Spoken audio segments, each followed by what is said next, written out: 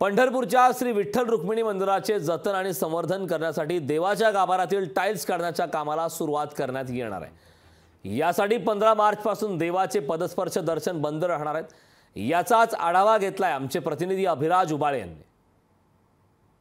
दक्षिण काशी म्हणून ओळख असणाऱ्या पंढरपूरचं श्री विठ्ठल रुक्मिणी मंदिरातील देवाचं पदस्पर्श दर्शन हे 15 मार्च पासून 1.5 महिन्यासाठी बंद राहणार आहे। या काळामध्ये पहाटे 5 वाजल्यापासून सकाळी 11 वाजेपर्यंत फक्त मुखदर्शन घेतलं जाणार आहे। मंदिराचं जतन आणि संवर्धन करण्यासाठी गाभाऱ्यातील ह्या ज्या परशा आपण बघतोय, ह्या टाइल्स बघतोय, ह्या काढण्यात येणार आहेत। या टाइल्सचा परिणाम विठ्ठलाच्या मूर्तीवर होत असल्याने आर्किओलॉजिकल डिपार्टमेंटने हा निर्णय घेतलेला आहे आणि या माध्यमातून विठ्ठलाचं जे मूळ गाभारा होता तो गाभारा आता पुन्हा एकदा भाविकांना पाहायला मिळणार आहे। मूळ रूप मंदिराला प्राप्त होणार आहे।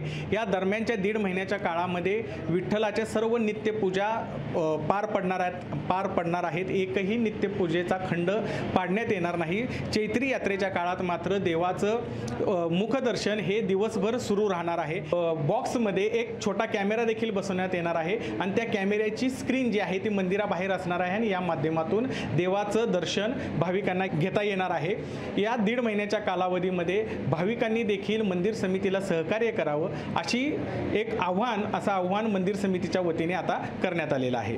अभिराज उबाळे, लोकशाही मराठी, पंढरपूर। लोकशाही मराठी, ऐका, पहा, जागरूक रहा।